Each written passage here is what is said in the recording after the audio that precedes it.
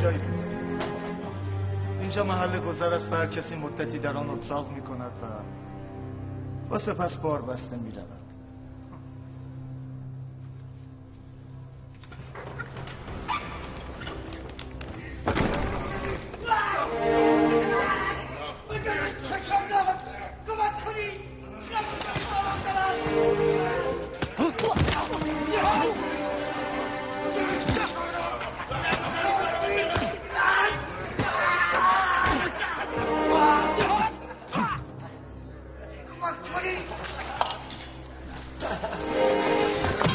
شالی نداره.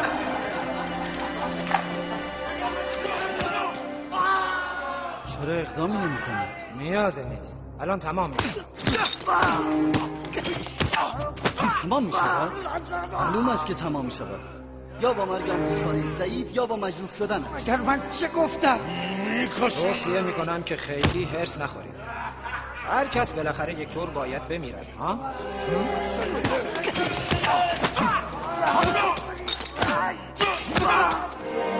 میکشنم. بیزارید نگذارید مرا بزنم.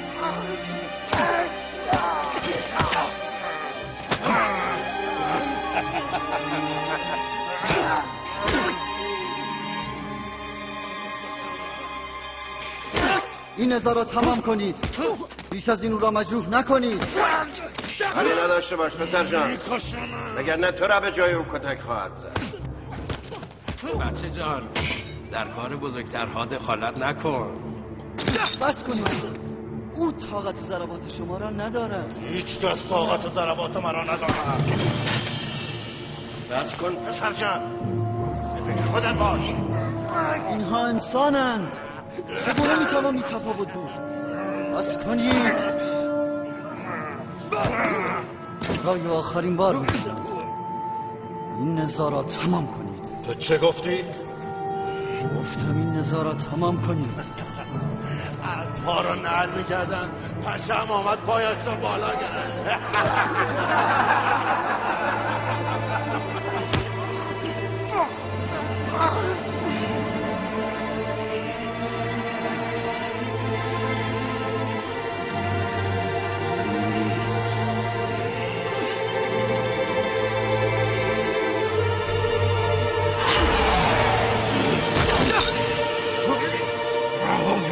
آرام باش. رهایم کن. آرام باش. رهایم کن. آرام باش. رهایم کن. آرام. دستم را رها کن. هر زمان که آرام شدی رهایت میکنم. رهایم کن. شرط آنکه به نزا ادامه ندهی. رهایم کن. آرام باش. رهایم کن.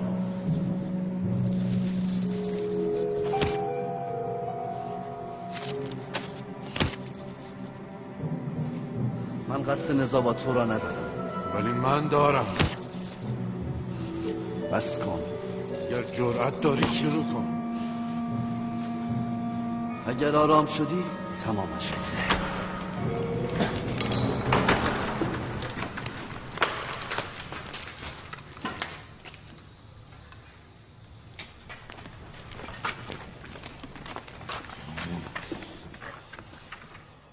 گفته بودم با زندانیان نزاع نکنی. نیامده شروع کردی؟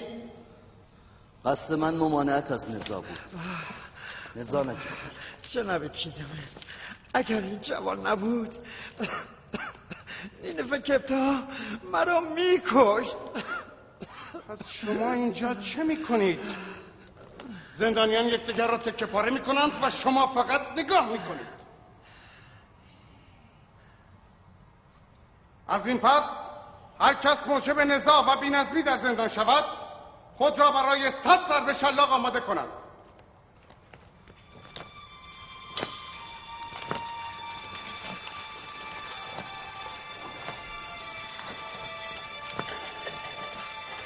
نینفر کپتا چون آغازگر نزاع بوده 100 ضربه و ایتوزافی 50 ضربه.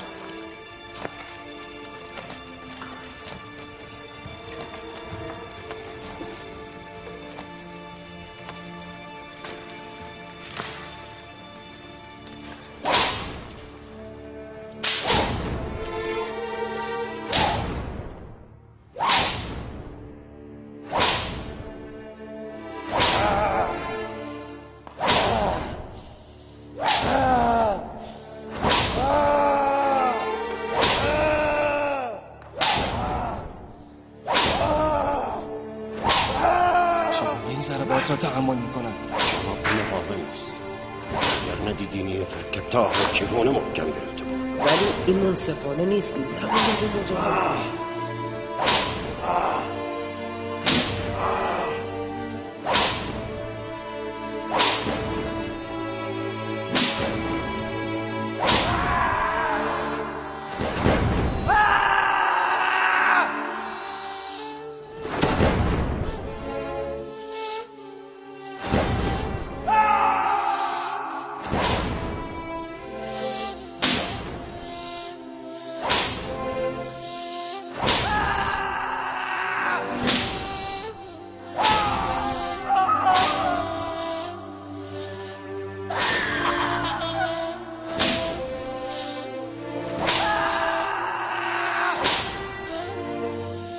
حافظ 50 سال او را باز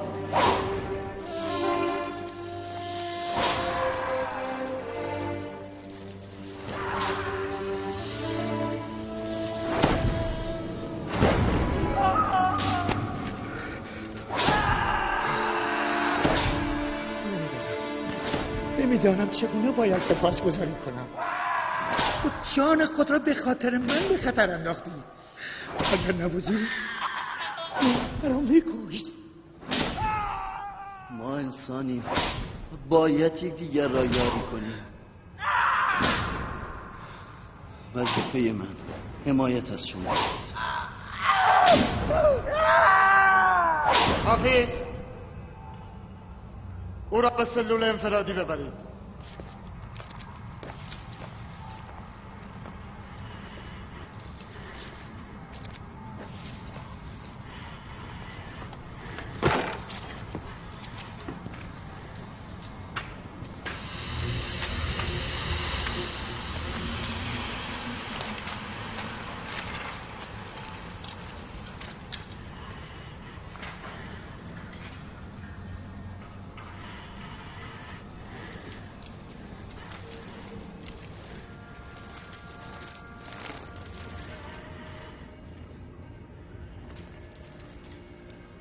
نام تو چیست؟ چه کاری؟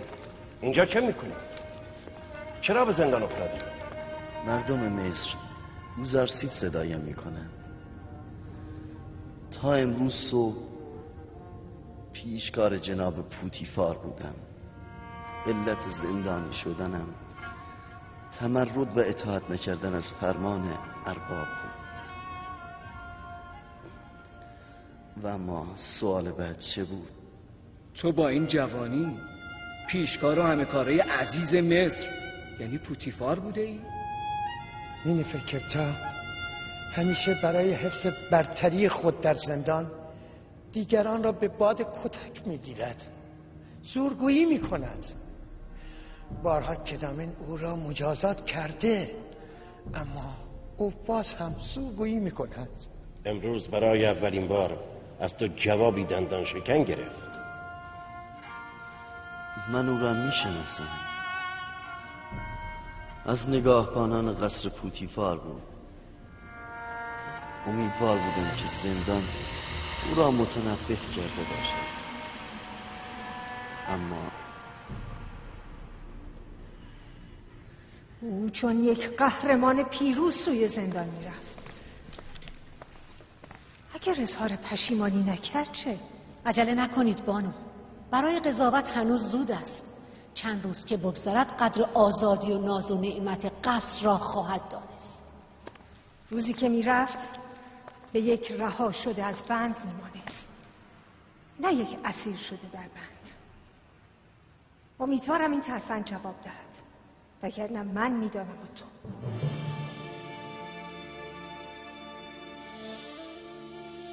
پروردگار مهربانم، یوسف گرفتار رنج و مشقت شده، او را یاری فرما.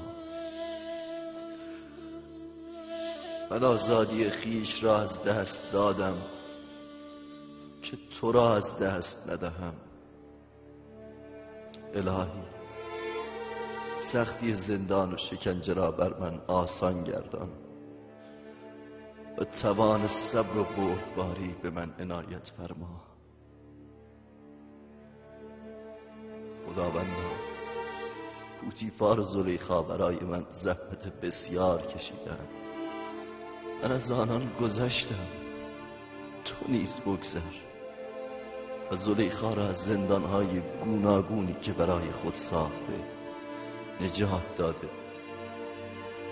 و به سوی خیش هدایت فرما.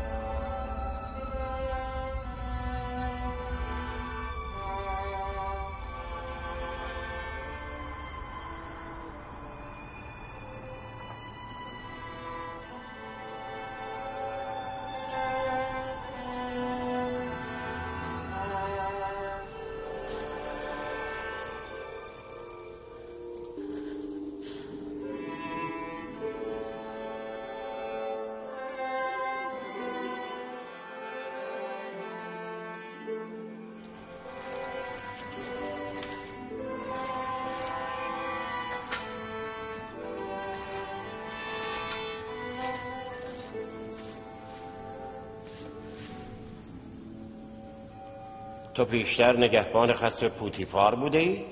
تو از کجا میدانی؟ این جوان تو را میشناسد. من تو را میشناسم؟ چرا خود را اصلاح نمی کنی؟ چرا دست از خطا و شرارت بر نمی داری؟ در کودکی شاهد دزدی تو بودم، در بزرگی هم شاهد زورگویی تو. تو کیستی؟ از کجا مرا میشناسی؟ من همان کودکی هستم که باعث زندان افتادن تو شد. قصر پوتیفار، خزانه قصر، خاطر داری؟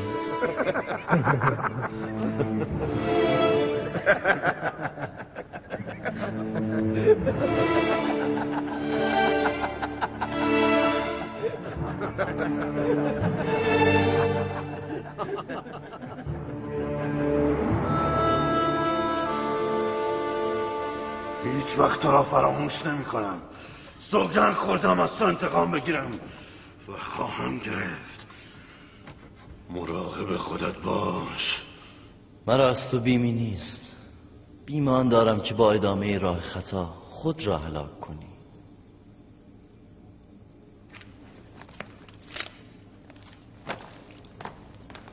ماجرا چیست؟ چیزی نیست. مطلبی است مربوط به گذشته بین من و نینفرکپتا.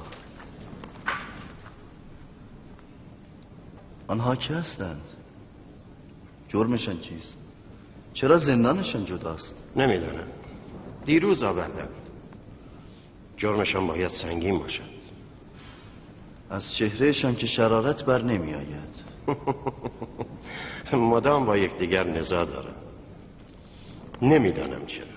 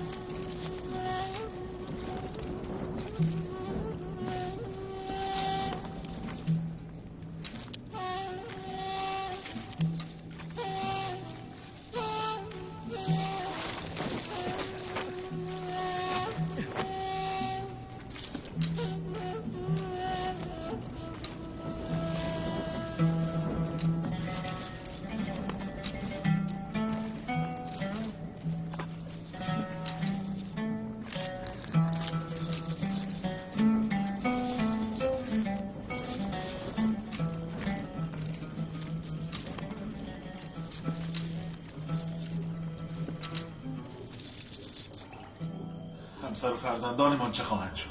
توی بزدل هر چه بر سرت بیاید کم است. اگر بی ارزگی و ترس تو نبود همکنون آمونادل مرده بود. ما نیز هر کدام برای خود جاه و مقامی داشتیم و ثروت هنگفتی را به چنگ آورده بودیم. حالا تو فکر میکنی چه بر سر ما خواهد آمد؟ من زیاد نگران نیستم. ما اون راتب را نکشتیم، دیگری میکشند. نجات پیدا میکنیم، مطمئنم. پس تو کسانی را داری که کار نیمه تمام تو را تمام کنند. آنها چه کسانی هستند؟ بیا و نام آنها را بگو تا از اینجا خلاص شویم. تو چقدر ساده لوحی. ابله، ما تا زمانی زنده هستیم که حرفی برای گفتن داریم. به محض گفتن کارمان تمام است. ولی من یقین دارم از اینجا نجات خواهم یافت. و تو یقین بدان به عنوان یک خائن بزدل هیچ راه نجاتی نداری. یعنی من نخواهم گذاشت. من گمان میکنم تو ساده لوحی. تو را فریب دادند. اکنون هم که در خطر افتاده ای هیچ یادی از تو نمی کنند. بس کن این روز، بس کن. من به آنان اطمینان دارم.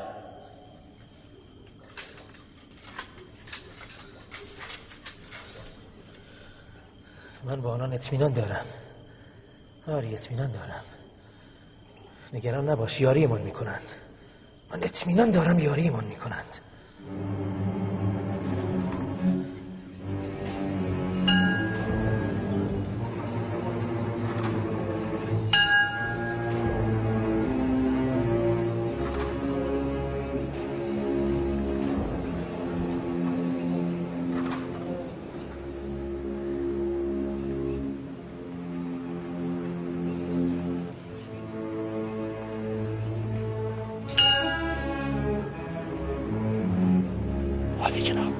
متاسفانه نه برای آمناتب و نه خانواده او هیچ اتفاقی نیفتاده.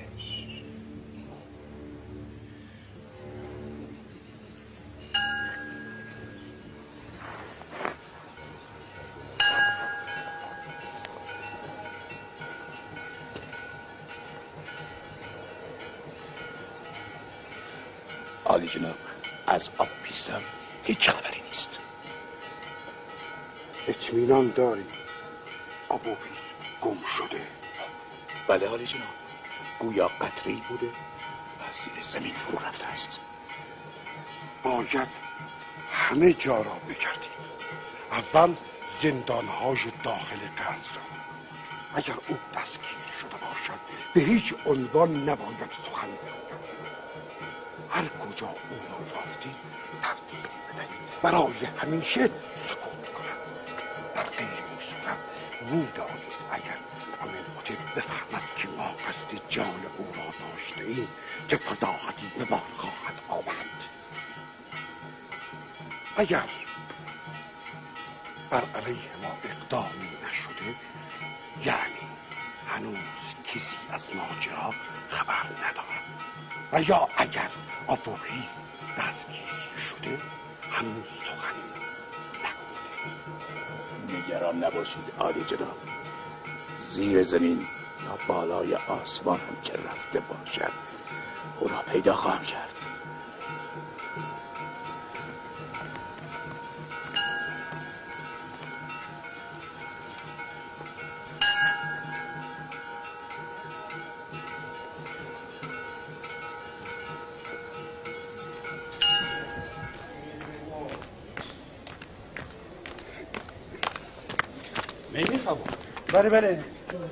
بله جناب رادامان. آن چیست؟ مقداری غذا و از این قبیل چیزهاست برای یوزارسیف است. این رو هم از طرف من به کیدامن داده سلام مرا به او برسان. بگو یوزارسیف را بزرگ بدارد و از او در بهبودی امور زندان بهره بگیرد که او در عین جوانی بسیار کار آزموده و حکیم است. حتما جناب رادامان، حتما.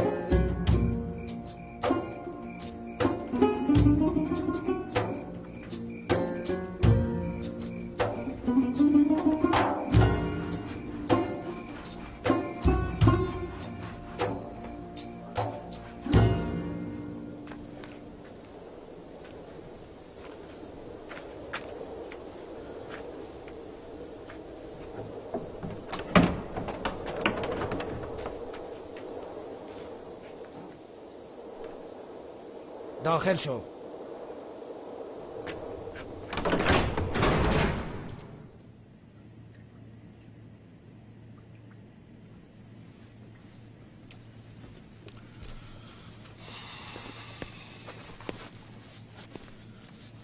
به رودامن سلام برسان و از او سپاسگزاری کن.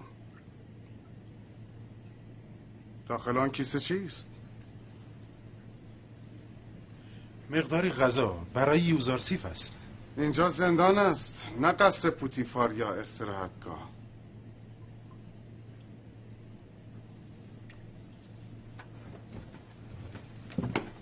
اما از آنجا که رودامن آن را فرستاده مانعی نیست. یوزارسیف را بیاورید.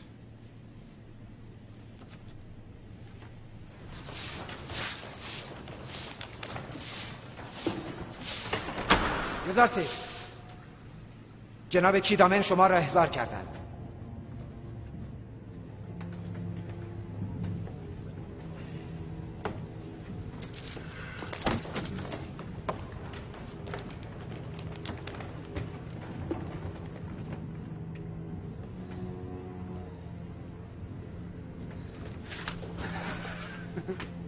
یوزارسیف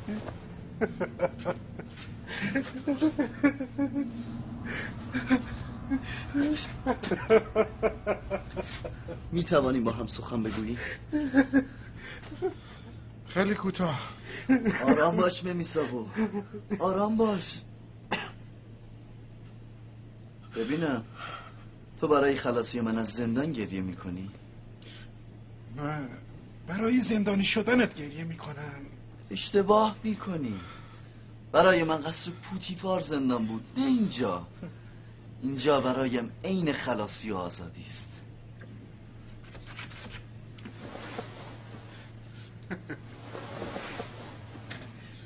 اینها را برای تو آوردم. خیلی خوب است، زندانیان را خوشحال میکند. ولی من این را برای شما آوردم، نه برای زندانیان.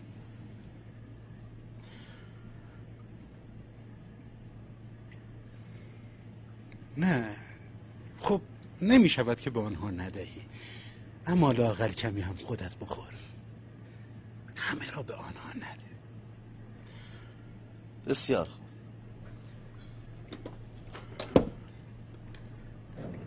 من گمان میکردم در قصر پوتیفار فقط بانو زلیخاست که تو را دوست دارد، ولی مثل این که علاقه به یوزارسیف درد مشترک همه اهالی این قصر است. سپاسگزارم. ماجرای بانو زلیخا را تو به جناب کیدامن گفتی؟ نه، جناب رودامن برایم نوشته است. او تو را مردی حکیم و کار آزموده می‌داند و امیدوار است اوضاع زندان با وجود شما سامان گیرد. جناب رودامن لطف دارند. البته اگر شما اجازه دهید کارهایی را میتوان انجام داد.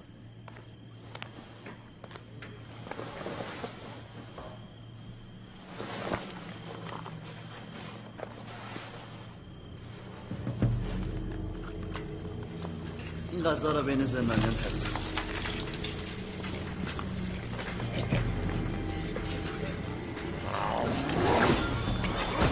آرام باشید به همه میرسد.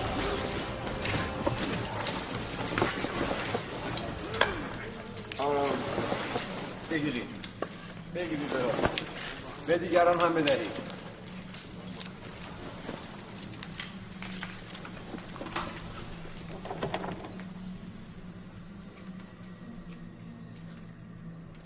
اگرچه کم است، اما میتواند مقدمه‌ای برای رفع کدورت باشد. رفع کدورت؟ بین من و تو جز نفرت و کینه نیست. رفع کدورت بماند بعد از تلافی و تقاص. مانعی نیست، اما هیچ کس از عداوت و نفرت خیر ندیده. تو نیز نخواهی دید. تلخی کینه و خشم سختی کنج زندان را 10 چندان می کند.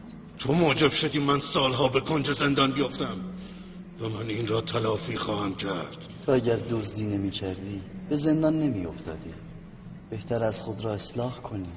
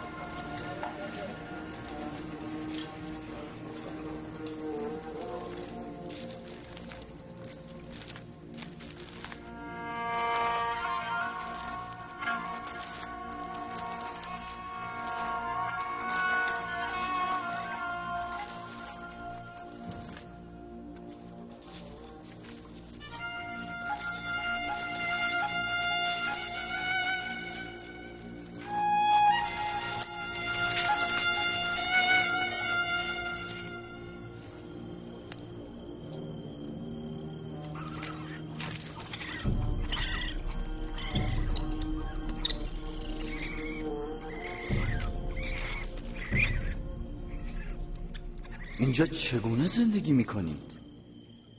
چرا تلاشی برای مرمت، برای تمیزی اینجا نمی کنید؟ اگر خیلی تمیز شود جا خوش کرده به این زودی اینجا رو ترک نمی کنیم. اینجا زندان است، نه ما میهمانیم نه اینجا میهمان سرا. از قضا همه اینجا میهمانیم، نه تنها زندان که دنیا همین است. مدتی در این دنیا میمانیم بعد میرویم. این ناپایداری و حضور موقت یا زندانی بودن ما دلیل مناسبی برای تحمل این آلودگی و تعفن نیست.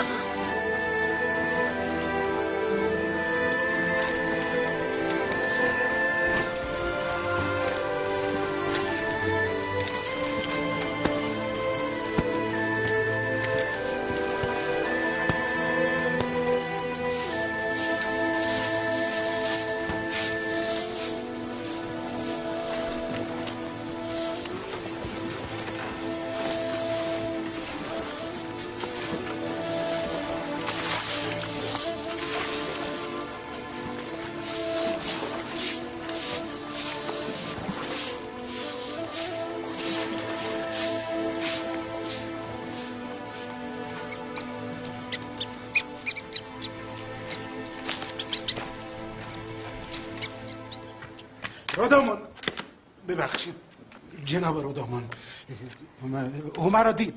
من نه اون را دیدم، یوزرسیف را میگویم. حال او خوب بود؟ خوب، بسیار هم خوب بود. در همین چند روزه توجه رئیس زندان رو به خود جلب کرده. نامه شما را هم به جناب کیدامن دادم. خب او یوزرسیف را نزد خود خواند. یوزرسیف مرا در آغوش کشید و بسیار محبت کرد. از این که زندانی بود ناراحت نبود؟ ناراحت؟ نه اصلا، بسیار هم خوشحال بود. میگفت زندان زاویرا به مراتب بهتر از زندان بانو زلیخا است.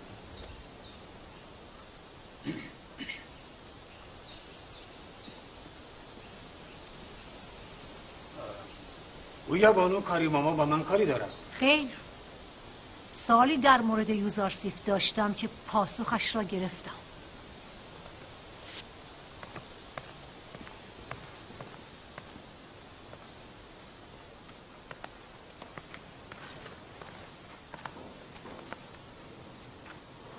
بد شو؟ نه خیلی، نگران نباش. هم الان میرفت به بانو زلیخا گزارش میدهد. دیدنیست خشم بانو زلیخا. زندان زاویرا بهتر از زندان بانو زلیخا. زندان زاویرا را به جهنمی برایت تبدیل کنم که روزی 1000 بار آرزوی زندگی در استبل خانه زلیخا را داشته باشی. نشانت میدم. خواهیم دید. بنویس. حال خانه من از زندان زاویرا بدتر است؟ حال خانه نه ابله، این را ننویس. ببخشید بانوی من. بنویس پلیس یوزارسیف را به زندان فرستادم که تنبیه شده از من اطاعت کند. برده‌ای که از اربابش اطاعت نکند باید آنقدر زجر و شکنجه ببیند که فکر تمرد سرپیچی را برای همیشه از سر بیرون کند. یوزارسیف زمانی از زندان و شکنجه خلاصی خواهد یافت که تصمیم به اطاعت از من بگیرد. این را به یوزارسیف ابلاغ کنید.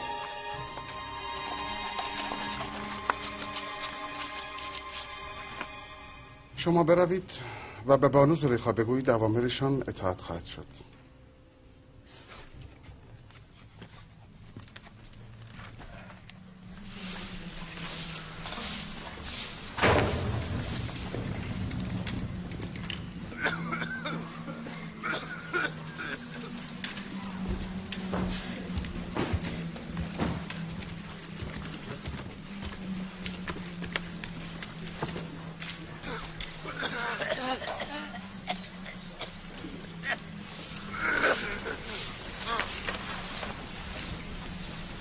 یوزارسی؟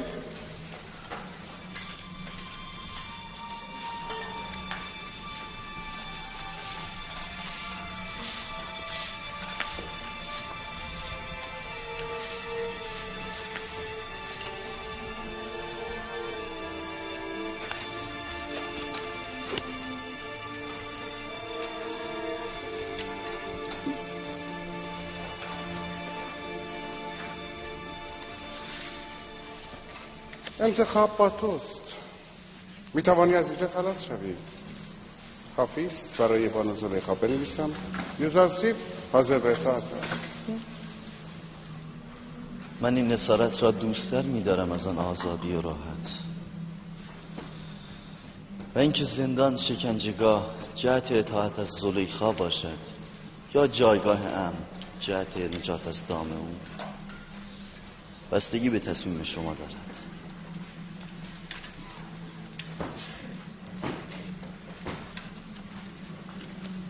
تا مجبور نشوم فرمان زلیخا را به کار نخواهم بست.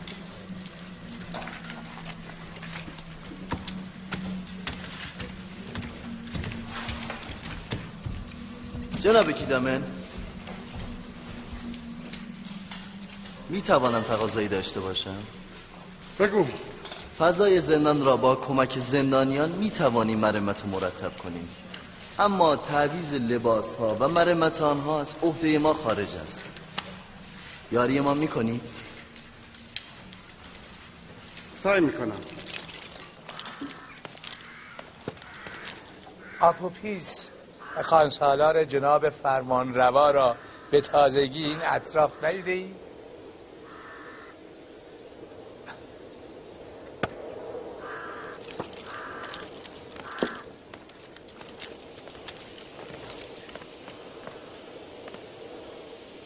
درود بر تو فرمانده عزیز. آپوپیس، خانسالار مخصوص فرمان روا را ندیده ای؟ با او کار دارم. چند روز پیش یک شب او را اینجا نگه داشته سپس بردند. بردند؟ کجا؟ اصلا او چه کرده بود که او را اینجا آوردند؟ نمیدانم. به دستور جناب پوتیفار شب آنها را آوردند و به دستور خود ایشان نیز صبح همان روز بردند. آنها؟ مگر چند نفر بودند؟ 2 نفر بودند، آپوپیس و ایناروس. تو با آنها چه کار داری؟ هیچ. امانتی نزد من داشت، میخواستم به او بسپارم. خب به خانه آنها میروم، شاید او را یافتم. خدایا نگهدار شما باشد. خدایا نگهدار شما باشد.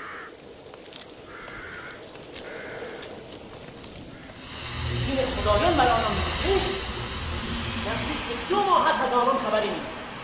کارشان که از کار گذشته دیگر کسی را نمیشناسه.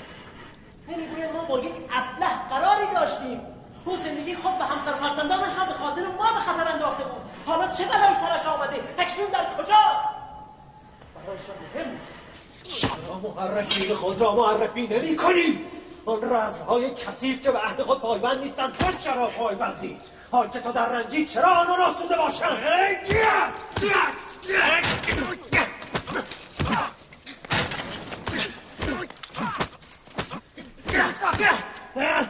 کنید. شما را چه شده؟ قضای ملال‌آور زندان را بدتر از این که هست نکنید.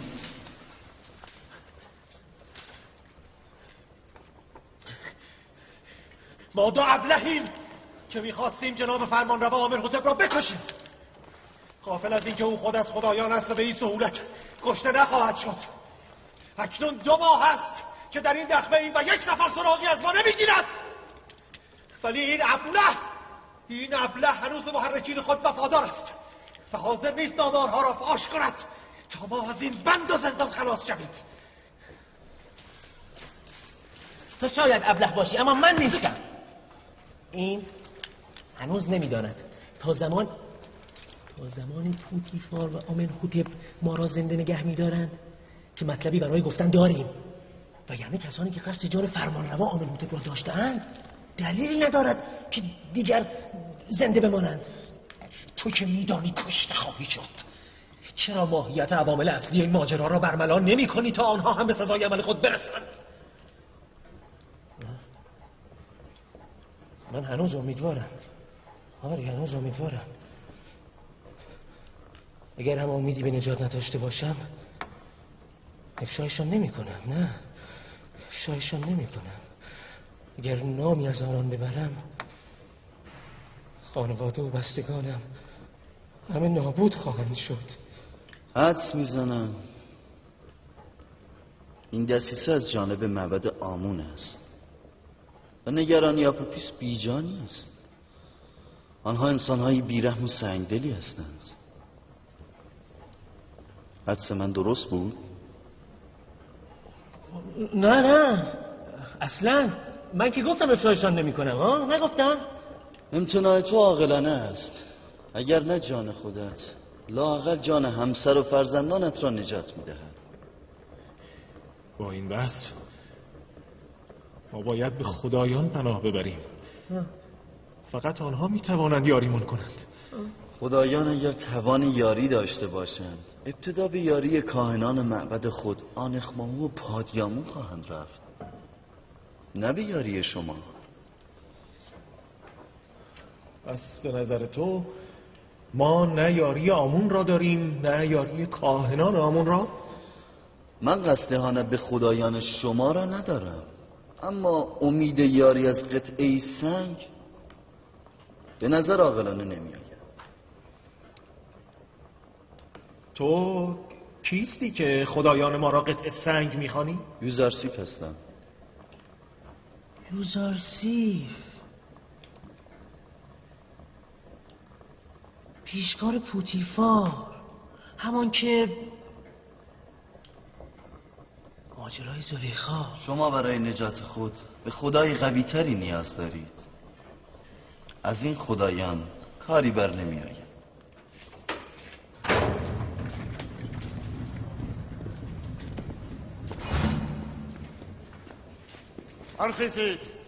برخیزید آمده شوید. به معدن سنگ می روید. به صف شوید. آنها را ببندید. سریعتر.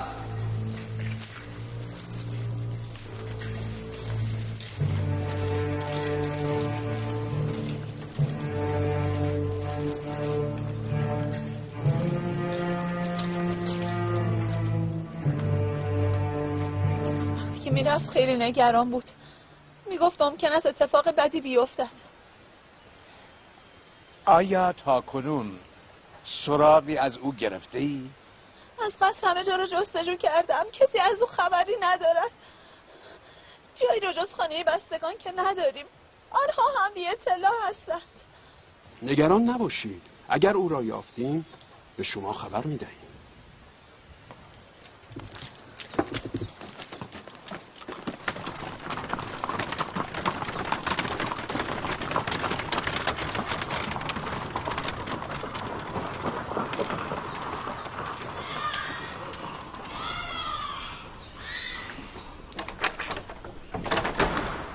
چگونه از او خبر نداری؟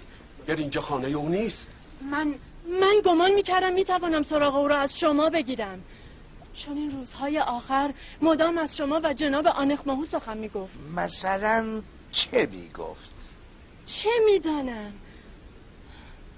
میگفت قرار است اتفاق مهمی بیفتد. وضع ما و مقام و موقعیت آپوپیس بهتر خواهد شد. فکر میکنید کجا رفته باشن؟ نمیدانم. امیدوار بودم که شما بزرگان معبد اطلاع داشته باشید. نکند برای او اتفاقی افتاده یا بلایی سر او آمده. شما نگران نباشید. به شما اطمینان میدهم که هیچ اتفاقی نیفتاده. اگر اتفاقی افتاده بود همه با خبر میشدن.